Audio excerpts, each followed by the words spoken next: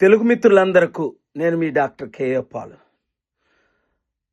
గత 100 రోజులకు పైగా అమెరికాలోనే ఉండి అవతల ఇరాన్ లీడర్స్ని కలిసి, అమెరికన్ లీడర్స్ని కలిసి, కొంతమంది ఇజ్రాయెల్ లీడర్స్ని కలిసి ఈ యుద్ధం ఆపటానికి శాంతి చర్చల కొరకు ఎంతో ప్రయత్నించాం. మీరందరూ ప్రార్థించారు. అయితే కొన్ని విషయాలు నేను ఇప్పుడు మాట్లాడలేను. అయినప్పటికీ ప్రెసిడెంట్ ట్రంప్ గారికి, అలాగే ఇరాన్ లీడర్స్కి, మైక్ జాన్సన్ గారికి, కొంతమంది ఇజ్రాయేలీ లీడర్స్కి శాంతిని ముందుకు తీసుకెళ్లటం కొరకు వారు ఒప్పుకున్నారు, అగ్రిమెంట్ సైన్ చేశారు. అయితే కొంతమందికి ఎట్టి పరిస్థితుల్లో ఈ యుద్ధం ఆడడం ఇష్టం లేదు. మీకు తెలుసు వారు ఎవరు అన్నది. వారి కొరకు ప్రార్థించండి.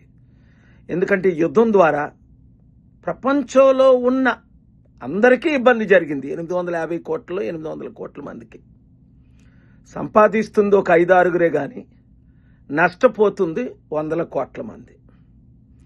అంతేకాకుండా ఈ శాంతి చర్చల్లో నేను బిజీ అవడం, కొన్ని వీడియోలు రిలీజ్ చేయడం చూసిన తర్వాత చాలామంది తెలుగువారు కూడా, సార్ మాకు ఇక్కడ అన్యాయం జరుగుతుంది అని నన్ను కొంతమంది ఒక ప్రెస్ ప్రెసిడెంట్ కూడా మాట్లాడారు.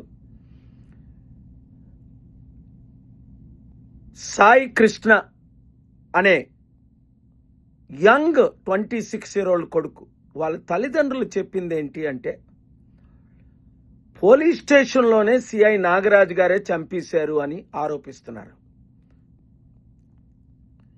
ఇది ఎంతవరకు నిజం? కోర్టు ఆర్డర్ ఇచ్చినా ఆయన్ని 17వ తారీఖు లోపుని హాజరుపరచమని, మరలా ఇప్పుడు 29వ లోపుని జూని, అయినప్పటికీ ఆయన్ని హాజరుపరచట్లేదంటే ఏం జరిగింది? తక్షణమే ఈ కొంతమంది పోలీసుల దౌర్జన్యాన్ని అరికట్టాలి అంటే ఒక రిటైర్డ్ జడ్జి ద్వారా లేదా ఒక సరి అయిన సిబిఐ ఎంక్వైరీ చేసి, ప్రవీణ్ పగడాల విషయం న్యాయం జరగలేదు, అడ్డంగా చంపేశారు. రుజువులతో నేను డిబేట్కి వచ్చాను. ఇప్పుడు సాయి కృష్ణని చంపేశారని తల్లే ఆరోపిస్తుంది. ఈ మధ్యని మన ఆంధ్ర రాష్ట్రంలో ఎంతో శాంతిగా ఉన్న రాష్ట్రాన్ని కులాల మధ్య, మతాల మధ్య చిచ్చు పెట్టి ఘోరమైన అవినీతి జరుగుతుంది. అసలు కొంతమంది పోలీసులు అయితే రాజకీయ నాయకుల ఒత్తిడితో చాలా అవినీతులు చేస్తున్నారని చాలా కంప్లైంట్లు నా దగ్గరకు వచ్చాయి.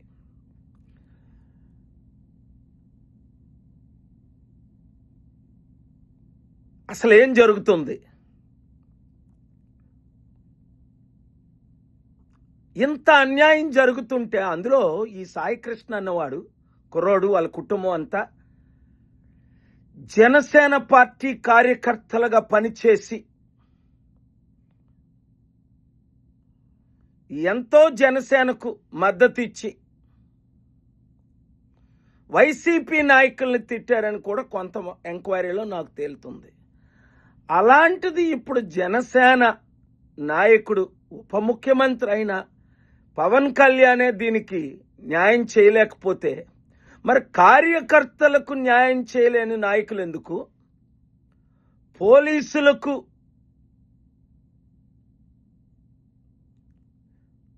అవినీతి చేస్తున్న వారిని ఇమీడియట్ సస్పెండ్ చేయడమే కాకుండా తగిన చర్యలు పోలీసుల మీద కూడా తీసుకోవాలి కదా. పోలీసులారు వినండి, మీలో చాలామంది మంచివారు, న్యాయం చేయండి. అన్యాయం చేయమని పొలిటీషియన్స్ ప్రెషర్ పెడితే మీరు చెయ్యొద్దు. మీకు ఎవరైనా అన్యాయం చేసి సస్పెండ్ చేస్తే నాతో టచ్లో ఉండండి, మా కార్యకర్తలతో టచ్లో ఉండండి.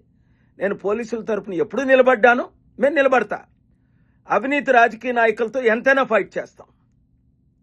న్యాయం చేయడానికే నేను ఉన్నాను. న్యాయం జరిగే వరకు పోరాడదాం.